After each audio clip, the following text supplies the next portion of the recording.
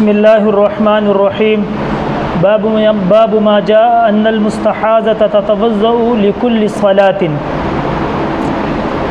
امام ترمذی رحمۃ اللہ علیہ نے یہاں سے 3 ابواب یکے بعد دیگرے مسلسل قائم کیے ہیں، اور ان 3 ابواب کو قائم کرنے کا مقصد یہ ہے کہ مستحاضہ، آپ کو پچھلے ابواب کے اندر یہ بات عرض کی تھی کہ مستحاضہ اس عورت کو کہتے ہیں کہ جس کو خون مسلسل جاری رہتا ہے، نمبر 2، اور یہ خون رحم سے نہیں آتا بلکہ یہ ایک رگ ہوتی ہے رحم کے پاس، وہاں شیطان چھیڑخانی کرتا ہے، ایڑی لگاتا ہے، تو اس سے پھر خون آنا شروع ہو جاتا ہے اور وہ عورت مستحاضہ ہو جاتی ہے۔ نفاس اور حیض والی عورت کے احکامات پیچھے آئے گئے ہیں، وہ الگ ہیں۔ یہ مستحاضہ چونکہ بیمار عورت کے حکم میں چلے جاتی ہے، معذور کے حکم میں چلی جاتی ہے، اس لیے اس کے احکامات الگ ہیں۔ تو چونکہ اس کے احکامات الگ ہیں، اس بارے میں 3 رائے ہیں، تو ان 3 رائوں پر چونکہ 3 اماموں کی رائے ہیں، اس لیے امام ترمذی رحمۃ اللہ علیہ نے 3 باب باندھے ہیں۔ ایک باب جو ابھی میں نے پڑھا، دوسرا باب ہے باب فی الاستحاضہ انہا تجمع بین الصلاتین بغسل واحد، اور آگے باب آ رہا ہے باب ما جاء فی المستحاضۃ انہا تغتسل عند کل صلاۃ۔ نہیں سمجھ میں آئی؟ اب تینوں اماموں کی رائے سنو۔ یہ باب جو ہے اگرچہ ائمہ 4 کا لیے ہے، ادھر دیکھیں، امام ابو حنیفہ، امام مالک، امام شافعی، امام احمد بن حنبل رحم اللہ تبارک و تعالی علیہم اجمعین، ان تمام اماموں کے نزدیک یہ جو مستحاضہ ہے، یہ اپنے جو حیض کے دن ہے، حیض جتنے دن بھی اس کو آتا ہے، وہ حیض کے دن کے اندر وہ نماز چھوڑ دے گی، اور جب حیض کے دن اس کے گزر جائیں گے تو وہ ایک مرتبہ غسل کرے گی، پھر ہر نماز کے لیے نیا وضو کرے گی، کیونکہ یہ معذورہ ہے۔ جب بھی نماز کا وقت آئے گا وہ اس نماز کے وقت کے لیے وضو کرے گی، پھر اس وضو کے ساتھ کون کون سی نمازیں پڑھ سکتی ہیں، اس میں پھر اختلاف ہے۔ اس میں تو اتفاق ہے کہ صرف جب اس کے حیض کے دن، مثال کے طور پہ مہینے کے پہلے عشرے میں اس کو 7 دن حیض آتا تھا، 5 تاریخ سے وہ حیض شروع ہوتا تھا اور 10 تاریخ کو ختم ہو جاتا، تو ہر مہینے کے پہلی 10 تاریخوں میں 5 تاریخ سے لے کر 12 تاریخ تک وہ نماز روزہ چھوڑ دے گی۔ 12 تاریخ کے گزرنے کے بعد جب زوال ہو جائے گا تو اب یہ ایک مرتبہ غسل کرے گی، پھر ہر نماز کے لیے وضو کرے گی، ہر وقت جب آئے گا تو یہ وضو کرے گی۔ اب اس میں تو اتفاق ہے ائمہ 4 کا، لیکن اب یہ اس وضو سے کیا کرے گی، کون کون سی نمازیں پڑھے گی، اس میں اختلاف ہے۔ امام شافعی رحمۃ اللہ علیہ فرماتے ہیں کہ یہ اس وضو سے فرض اور جو چیزیں فرض سے متعلق ہیں، جیسے سنت نوافل، جیسے ظہر کی 4 پہلے ہیں 2 بعد میں سنتیں ہیں، یہ پڑھے گی۔ باقی اگر اس نے تلاوت کرنی ہے یا قضا نماز پڑھنی ہے تو اس کے لیے الگ وضو کرے، امام شافعی رحمۃ اللہ فرماتے ہیں۔ اور امام صاحب رحمۃ اللہ علیہ کہتے ہیں کہ یہ جو اس نے وقت کے لیے وضو کیا، پورے وقت میں یہ وضو اس کا برقرار ہے،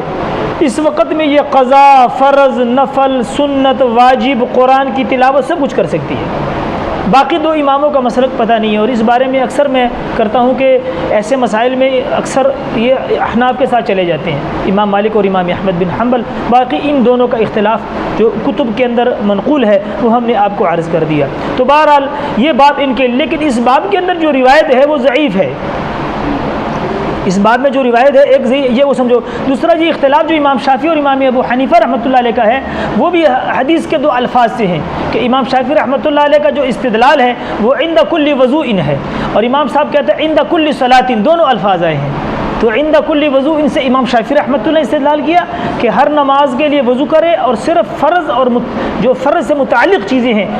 سنت مؤکدہ، وہ پڑھے۔ اور امام صاحب کہتے ہیں کہ عند کل صلاۃ ہے تو لام وقت کے لیے ہے، اس وقت کے لیے جو بھی وضو کیا ہے اس وقت میں جو بھی نمازیں آئے گی، قضا ہوگی اور تلاوت ہوگی، وہ سارا کچھ کرے گی۔ ایک بات۔ دوسرا یہ جو حدیث ہے یہ ضعیف ہے، لیکن ائمہ 4 نے مسئلے کا مدار پیچھے حدیث پہ رکھا ہے۔ فاطمہ بنت ابی حبیش رضی اللہ عنہ کی جو حدیث فی المستحاضہ میں گزری ہے وہ چونکہ صحیح حسن صحیح روایت ہے، ائمہ 4 نے اس حدیث پہ مسئلے کا مدار رکھا ہے، اس پہ نہیں رکھا۔ اچھا جی، دوسری رائے جو ہے وہ حضرت ابراہیم نخعی اور عبداللہ بن شداد اور منصور بن معتمر رحمۃ اللہ علیہ کی ہے۔ ان تین حضرات کے نزدیک یہ مستحاضہ کیا کرے گی کہ جب یہ ویسی طریقہ وہی ہے، یعنی 5 تاریخ کو اس کو حیض آتا تھا، 12 تاریخ تک رہتا تھا، تو 12 تاریخ میں وہ قاعدہ میں آگے بیان کروں گا کہ مستحاضہ کے مسائل بڑے پیچیدہ ہیں، اس کے لیے اگلے باب میں قاعدہ بیان کروں گا انشاءاللہ، اس سے آپ کو مسئلہ واضح ہو جائے گا۔ یہاں آپ اماموں کی آرائیں سنیں۔ تو یہ 3 حضرات ابراہیم نخعی اور عبداللہ بن شداد اور منصور بن معتمر رحمۃ اللہ علیہما، یہ حضرات کہتے ہیں کہ یہ 3 غسل کرے گی مستحاضہ۔ فجر کی نماز کے لیے الگ غسل کرے گی، پھر اس سے فجر کی نماز پڑھے گی، ظہر کی نماز آخری وقت میں، عصر کی نماز پہلے وقت میں پڑھے گی، اور جو ظہر کی نماز آخری وقت میں پڑھے گی اس کے لیے غسل کرے گی، اسی غسل سے ظہر کی نماز آخری وقت میں اور عصر کی نماز پہلے وقت میں پڑھ لے گی، 2 غسل ہو گئے۔ اسی طرح مغرب کی نماز آخری وقت میں پڑھے گی اور غسل کرے گی، اور اسی غسل سے، اسی وضو سے جو ہے نا، اسی غسل سے پھر ساتھ میں عشاء کی نماز اول وقت میں پڑھ لے گی، تو گویا یہ مستحاضہ 3 غسل کرے گی۔ یہ ان حضرات کی رائے، ان کے لیے اگلا باب آ رہا ہے ان تجمع بین الصلاتین بغسل واحد۔ تیسری رائے اس کے لیے باب ما جاء فی المستحاضۃ انها تغتسل عند كل صلاۃ۔ یہ حضرت امام مجاہد رحمۃ اللہ علیہ بہت بڑے مفسر ہیں، عبداللہ بن عمر رضی اللہ عنہ میں اجلہ شاگردوں میں ہیں، اور امام بخاری رحمۃ اللہ علیہ نے کتاب التفسیر میں ان کا بہت بڑے مفسر بھی ہیں، ان کے اقوال نقل کرتے ہیں، بخاری میں آپ پڑھتے رہو گے۔ ایک یہ، اور یہ جبیر بن مطعم، سعید بن جبیر اور امام مجاہد رحمۃ اللہ علیہما، ان کے نزدیک یہ مستحاضہ 5 غسل کرے گی۔ یہ مستحاضہ کیا کرے گی؟ 5 غسل کرے گی، ہر نماز کے لیے غسل کرے گی اور غسل سے وہ نماز پڑھے گی۔ بات سمجھ میں آئی؟ اب اس کا بھی خلاصہ سن لے کہ یہ 3 جو غسل کی بات ہے اور 5 غسل کی بات ہے، ائمہ 4 اس کو علاج پر محمول کرتے ہیں، چونکہ یہ جو 3 غسل اور 5 غسل کی بات ہے، یہ حضور پاک علیہ السلام کی جو سالیاں تھیں ان سب یہ ساری مستحاضہ تھیں۔ حضرت زینب رضی اللہ عنہ جو حضور کی ازواج مطہرات میں، زینب بنت جحش، حضرت جحش کی بیٹیاں ساری مستحاضہ تھیں۔ عجیب معاملہ تھا۔ تو چونکہ یہ حضور کی سالیاں تھیں تو انہوں نے حضور سے مسئلہ پوچھا۔ اب حضور علیہ السلام نے ایک کو کہا کہ بھئی اب روئی رکھ لو، روئی میں تاثیر یہ ہے کہ جگہ کٹ جائے، روئی رکھ لو، خون بند ہو جاتا ہے۔ تو انہوں نے عرض کیا یا رسول اللہ وہ خون اتنا زیادہ ہے کہ روئی سے نہیں رکے گا۔ آپ نے کہا روئی، بسا اوقات ہم روئی رکھ کے ٹیپ لگا دیتے ہیں، کچھ چیز لگا دو، کہ یا رسول اللہ خون اتنا زیادہ ہے کہ اسے بھی نہیں رکے گا۔ آپ نے فرمایا روئی رکھ کے لنگوٹ مان لو، کہ یا رسول اللہ اسے بھی نہیں رکے گا۔ کہتے ہیں کہ ان کو اتنا خون آتا تھا کہ یہ ایک ٹپ میں بیٹھ جاتی تھی۔ حضور نے جب ان کو علاج بتایا، پھر آپ پانی میں بیٹھو 5 مرتبہ غسل علاج کے لیے، کہتے ہیں کہ یہ ٹپ میں بیٹھ جاتی، ٹپ کا پانی سرخ ہو جاتا۔ حیرانگی کی بات ہے کتنی پاورفل، کتنی طاقتور اور کتنی صحت مند عورتیں تھیں یہ۔ آج کل تو عورتوں کو حیض کیا آتا ہے، 2 قطرے حیض آتا ہے، پھر خون ہی نہیں ہے عورتوں میں، 2-4 قطرے آ جاتے ہیں بس، اور ان کو اتنا خون آتا تھا کہ یہ ٹپ میں بیٹھ جاتی۔ تو تاریخ میں لکھا ہے، حدیث کی روایتوں میں آتا ہے، باقی کتابوں میں بھی پڑھو گے تو یہ ٹپ کے سارے پانی کو سرخ کر دیتی تھی اتنی مقدار میں۔ تو پھر اللہ کے نبی نے ان کو علاج بتایا، کیونکہ پانی میں بیٹھنے سے رگیں سکڑ جاتی ہیں، اور جب رگیں سکڑتی ہیں تو خون بند ہو جاتا ہے۔ تو حضور نے ان کو کہا کہ 5 دفعہ غسل کرو، تاکہ ٹھنڈے پانی سے غسل کی وجہ سے تمہارا خون سکڑ جائے اور یہ رگ جو ہے وہ سکڑ جائے، رگ سے خون نہ آئے۔ جب 5 مرتبہ غسل کو ان کے اندر بڑا حرج محسوس ہوا، عرب میں پانی کی قلت اور پھر 5 مرتبہ غسل، تو انہوں نے کہا یا رسول اللہ وہ تو بہت مشکل ہے۔ پھر حضور نے ان کو 3 مرتبہ غسل کا بتایا کہ چلو پھر آپ 3 مرتبہ کر لو۔ تو ائمہ 4 ان دونوں باب کی روایتوں کو، جو ان حضرات کا ماخذ ہے، ائمہ 4 کہتے ہیں کہ یہ علاج پر محمول ہے، یہ کوئی مسئلہ نہیں ہے، یہ علاج پر محمول ہے۔ تو آپ نے علاج کے طور پہ بتایا تھا، باقی مسئلہ وہی ہے کہ یہ جب اس کا حیض ختم ہوگا یہ غسل کرے گی اور پھر ہر نماز کے لیے وضو کرے گی۔ الرحمن الرحیم۔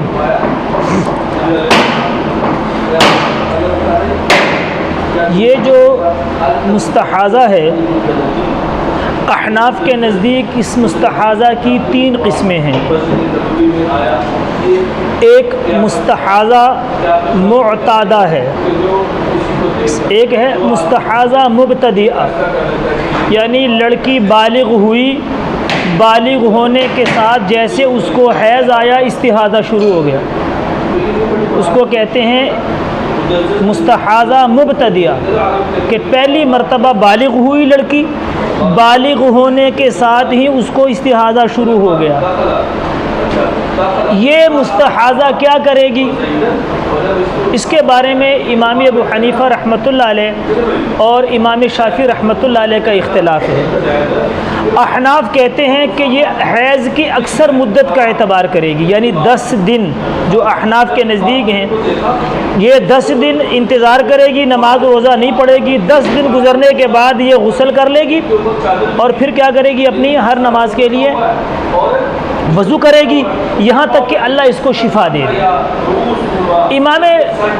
شافعی رحمۃ اللہ علیہ کے نزدیک چونکہ اکثر مدت حیض، اور یہ 20 دن تک کرے گی، یہ بات یاد رکھنا کہ یہ 10 دن حیض کے نکال کے غسل کر کے ہر نماز کے لیے وضو کرے گی، اور 20 دن طہر، کیونکہ 2 حیضوں کے درمیان جو طہر متخلل ہوتا ہے وہ 20 دن ہے عندنا احناف کے نزدیک، 20 دن تک یہ ایسا کرے گی۔ 20 دن کے بعد کم کہیں گے اس کو پھر حیض شروع ہو گیا، پھر یہ نمازیں چھوڑ دے گی، پھر 10 دن تک ایسا کرے گی، 10 دن کے بعد پھر غسل کرے گی، پھر ہر نماز کے لیے نیا وضو کرے گی، 20 دن تک یہ کرے گی، یہاں تک کہ اللہ اس کو شفا دے دے۔ یہ احناف کا مسلک ہے۔ دوسرا مسلک جو ہے وہ امام شافعی رحمۃ اللہ علیہ کا ہے، وہ کہتے ہیں کہ اس کو، یہ پہلی مرتبہ بالغ ہوئی،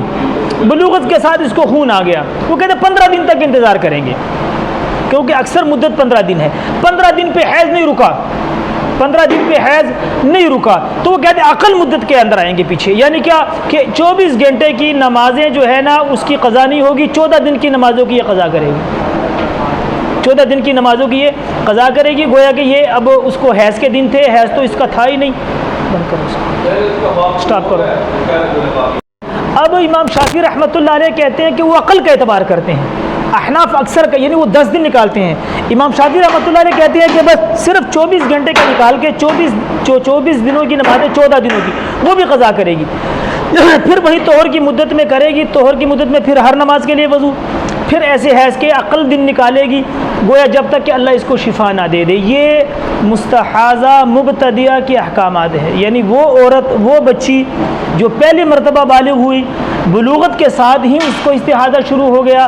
احناف کہتے ہیں کہ 10 دن تک یہ انتظار کرے گی، نماز روزہ چھوڑے گی، 10 دن کے بعد، 10 دن گزرنے کے بعد یہ غسل کر لے گی، اور پھر 20 دن تک ہر نماز کے لیے نیا وضو کر کے نمازیں پڑھے گی، 20 دن کے بعد پھر جو ہے وہ نمازیں چھوڑ دے گی 10 دن تک، 10 دن کے بعد یہاں تک کہ اللہ اس کو شفا دے دے۔ اور امام شافعی رحمۃ اللہ علیہ عقل کا اعتبار کرتے ہیں کہ 15 دن تک انتظار کرے گی، 15 دن کے بعد اگر خون نہیں بند ہوا تو ہم کہیں گے کہ اب استحاضہ ہے، وہ پھر عقل کا اعتبار کرتے ہیں کہ 24 گھنٹے کو 14 دن کی نمازیں بھی لٹائے گی، پھر اسی طرح طہر میں بھی ہر نماز کے لیے وضو کر کے پڑھے گی، پھر ایسا کرے گی کہ 24 گھنٹے کی نمازیں ان دنوں میں جو اعتبار ہے۔ اب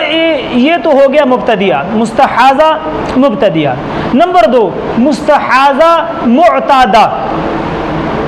مستحاضہ معتادہ کہ یعنی اس کو استحاضہ بھی ہے، اور دوسری بات یہ ہے کہ وہ اس کی عادت بھی ہے۔ اس کی 2 قسمیں ہیں، ایک وہ مستحاضہ ہے کہ جس کو حیض تو شروع ہو گیا لیکن اس کے استحاضہ، لیکن اس کو حیض کے دن یاد ہے کہ بھی مجھے ہر مہینے کے پہلے عشرے کی 5 تاریخ کو حیض آتا تھا، 7 دن تک مجھے حیض رہتا تھا اور 12 دن کو ختم ہو جاتا۔ یہ ہے مستحاضہ معتادہ، اس کی عادت مقرر ہے۔ ایک ہے مستحاضہ لیکن یا تو اس کی عادت تھی اس کو بھول گئی، یا اس کی عادت ہی نہیں بنی، یا تو عادت تھی وہ بھول گئی ہے، یا اس کی عادت ہی نہیں بنی۔ اس کے بارے میں ایک قانون یاد رکھیں کیونکہ اس کے مسائل بڑے پیچیدہ ہیں۔ کنز الدقائق کی شرح بحر الرائق کے اندر بڑی تفصیل اس کی موجود ہے، لیکن ہم اس کے لیے ایک قانون بیان کریں گے، اس کے لیے ہم قانون بیان کریں گے، اور اس قانون، اب یہ جو معتادہ ہے اگر تو اس کی عادت مقرر ہے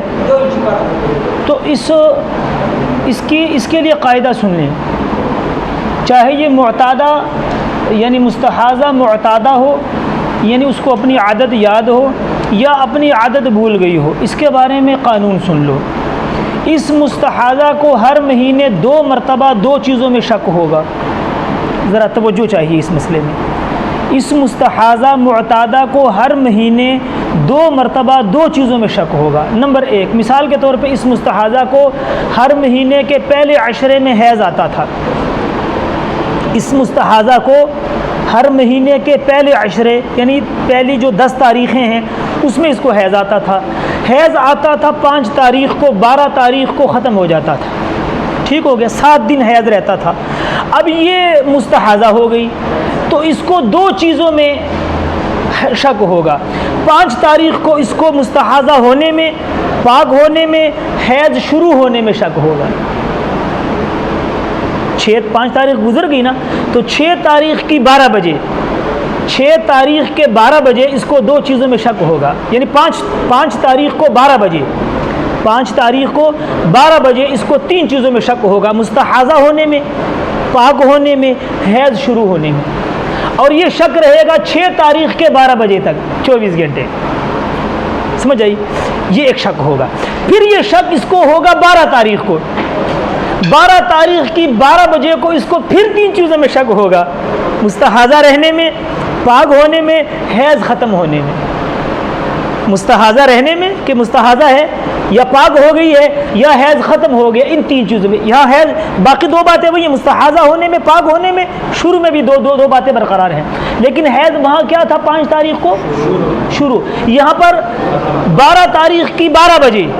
اس کو پھر 3 چیزوں میں شک ہو رہا ہے، 2 وہی ہیں، مستحاضہ ہونے میں، پاک ہونے میں، حیض ختم ہونے میں۔ اور یہ شک 13 تاریخ کی 12 بجے تک رہے گا۔ 13 تاریخ کو یہ عورت، یہ مستحاضہ کیا کرے گی؟ یہ غسل کر لے گی، اس کا حیض ختم ہو گیا، اب یہ 20 دن تک کیا کرے گی؟ ہر نماز کے لیے وضو کرے گی، نماز پڑھے گی۔ اگر یہ قانون آپ کو یاد رہ گیا تو مستحاضہ کے جتنے مسائل اتنے پیچیدہ ہیں کہ حد نہیں ہے، الحمدللہ اس قاعدے سے سارے مسائل حل ہو جائیں گے، یہ جو میں نے ضابطہ بیان کیا۔ اب ایک ہے کہ وہ ہے تو معتادہ، مستحاضہ معتادہ ہے، لیکن اب اس کو اپنی عادت بھول گئی ہے، اس کی عادت بھول گئی ہے، اس کے بارے میں کیا کیا جائے؟ تو امام احمد بن حنبل رحمۃ اللہ علیہ کہتے ہیں کہ چاہے وہ مبتدیہ ہو چاہے معتادہ ہو، لیکن عادت بھول گئی ہے۔ امام احمد بن حنبل تو بڑی سیدھی بات کرتے ہیں، وہ کہتے ہیں اس کے گھر کی جو عورتیں ہیں نا، خواتین، ان عورتوں کو جن مہینوں میں، جن دنوں میں حیض آتا ہے اس کو اس پہ قیاس کر لیں گے، بس جو ان کے حیض کے دن ہوں گے وہی اس کے حیض کے دن ہوں گے، جو ان کے پاکی کے دن ہوں گے وہ اس کے پاکی کے دن ہوں گے۔ ویسے بات ان کی دل کو لگتی ہے، اچھی بات کر رہے ہیں، اسٹریٹ فارورڈ بھی ہے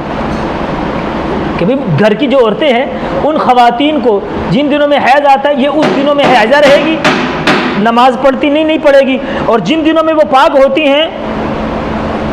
یہ پاک رہے گی۔ ائمہ ثلاثہ، امام ابو حنیفہ،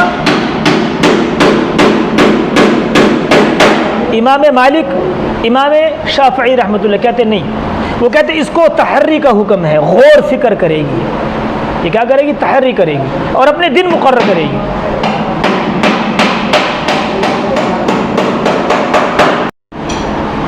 اور وہ جو ان کا طریقہ استدلال ہے وہ حضرت حمنہ بنت جہش، حضور صلی اللہ علیہ وسلم کی سالی تھی، ان سے قیاس کرتے ہیں کہ ان کو حضور علیہ الصلوۃ والسلام نے یعنی یہ مسئلہ بتایا تھا، جب انہوں نے آ کے پوچھا تو چونکہ وہ ان کی سالی تھی اور وہ اپنی سالیوں کے احوال سے حضور علیہ الصلوۃ والسلام باخبر تھے، اس لیے حضور علیہ الصلوۃ والسلام نے ان کو حکم دیا تھا۔ ائمہ ثلاثہ، امام ابو حنیفہ، امام مالک، امام شافعی رحمۃ اللہ فرماتے دیکھو حضور نے ان کو تحری کا حکم دیا تھا، ان کو 6 اور 7 دن میں اختلاف تھا کہ مجھے حیض 6 دن رہتا تھا یا 7 دن رہتا تھا۔ حضور نے ان کو یہ نہیں کہا تھا کہ باقی گھر کی عورتوں کی طرح جو ان کو حیض آتا ہے انہیں، حضور نے تم تحری کرو، 6 اور 7 کو مقرر کرو، جہاں تمہاری بات پہنچ جائے اس کو طے کر لو۔ یہ تو حکم ہو گئے معتادہ کے۔ ایک مستحاضہ متحیرہ ہے، تیسری قسم، حیض بھی اس کو آ رہا ہے، متحیرہ حیران سے ہے، متحیرہ حیران سے ہے۔ حیران مطلب یہ ہے کہ اس کو پتہ نہیں چل رہا، اس کو پتہ نہیں چل رہا کہ وہ کیا کرے، اس کے کون سے دن تھے، یا تو اس کے ایام تھے وہ بھول گئے، یا اس کے ایام ہی مقرر نہیں ہوئے، یا اس کے ایام تھے بھول گئی، یا ایام ہی نہیں بنے، تو اس کے بارے میں امام احمد بن حنبل کا تو وہی قول ہوگا کہ گھر کی خواتین کا، اور ائمہ ثلاثہ یہاں پر بھی کہتے ہیں کہ وہ تحری کرے گی، بھائی وہ تحری کرے گی، اپنے ایام کو مقرر کرے گی۔ 6 یا 7 میں اگر شک ہے تو قاعدہ وہی ہے کہ 6 دن تھے یا 7 دن تھے، تو 6 سے 7 دن کے درمیان یہ جو دن ہوگا یہ شک کا دن ہوگا، 7 کے اوپر جا کے وہی قاعدہ قانون آ جائے گا۔ اس کے بعد ایک ممیزہ بھی ہے، احناف کے نزدیک صرف 3 قسمیں ہیں، لیکن ایک چوتھی قسم بھی ہے، مستحاضہ ممیزہ۔ مستحاضہ ممیزہ اس عورت کو کہتے ہیں کہ جو حیض کے رنگوں سے تمیز کرتی ہے کہ یہ حیض کا خون جو ہے یہ حیض کا ہے اور یہ استحاضے کا ہے، اس کو ممیزہ کہتے ہیں۔ احناف اگرچہ ائمہ ثلاثہ اس کا اعتبار کرتے ہیں، احناف اس کا اعتبار نہیں کرتے۔ حیض کے ٹوٹل جو ہے وہ 6 رنگ ہیں، اسود سیاہ، احمر سرخ رنگ، اصفر زرد رنگ، اور اخضر سبز رنگ، کھردرا رنگ اور مٹیالہ، یہ 6 رنگ ہیں۔ اور جو عورتیں ممیزہ ہوتی ہیں وہ انہوں کے ذریعے سے بتا دیتے کہ کالا اور سرخ یہ حیض کی علامت ہے، اور یہ 4 جو ہے نا یہ کس کے ہیں، یہ استحاضہ کے ہیں۔ حیض کے اندر یہ 2 قسم کا خون آتا ہے، 4 کا نہیں آتا۔ ائمہ ثلاثہ کہتے ہیں کہ یہ ممیزہ جو کر رہی ہے وہ ممیزہ اس سے بھی اپنی ترتیب بنا لے گی کہ بھئی جو خون حیض کے ہیں ان ایام میں وہ حیض شمار کرے گی، جو نہیں ہے اس کو کیا کر لے گی، استحاضہ کی کر لے گی۔ لیکن احناف کہتے ہیں کہ یہ جو مستحاضہ ممیزہ ہے اس کا اعتبار بئی معنی نہیں ہے، کہ بخاری کی روایت ہے تعلیقاً کہ حضرت عائشہ رضی اللہ تعالیٰ عنہ کے پاس مدینہ کی عورتیں اپنی کرسف یعنی ایک ڈبیا کے اندر اپنی جو روئی رکھتی تھی،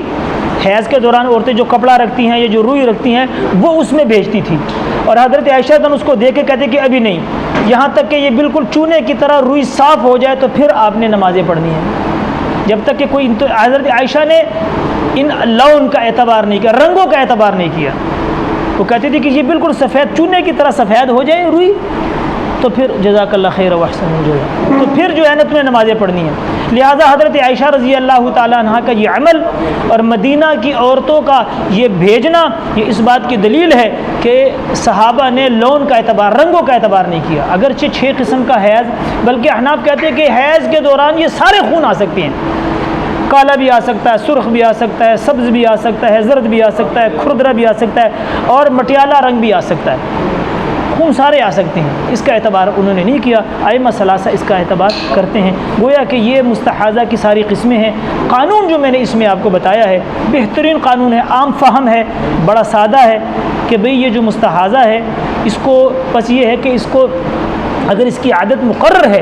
اس کے لیے کوئی مسئلہ نہیں ہے کہ 5 تاریخ کو اس کو حیض آتا تھا، 12 تاریخ تک رہے گا، اس کو ہر مہینے 2 مرتبہ شک ہوگا۔ 5 تاریخ کی 12 بجے سے مستحاضہ ہونے میں، پاک ہونے میں، حیض شروع ہونے میں شک ہوگا، 6 تاریخ کی دوپہر تک رہے گا، 6 تاریخ کی دوپہر کو کنفرم ہو جائے گا کہ اب حیض ہے، اب نماز چھوڑ دے گی، اب نماز چھوڑ دے گی۔ ان ایام میں کیا کرے گی، وضو کرے گی، نماز پڑھے گی۔ 6 تاریخ کی 12 بجے سے نماز چھوڑ دے گی تو پھر 12 بجے 12 تاریخ کو 12 بجے سے پھر اس کو شک شروع ہو جائے گا کہ مستحاضہ ہونے میں، پاک ہونے میں اور حیض ختم ہو، تو 13 تاریخ کی 12 بجے تک رہے گا، 13 تاریخ کی 12 بجے وہ بھی ختم ہو جائے گا، اور پھر یہ غسل کر کے ہر نماز کے لیے نیا وضو کرے گی۔ یہ ایسا قانون ہے کہ اس سے مستحاضہ کے سارے مسائل حل ہو جاتے ہیں۔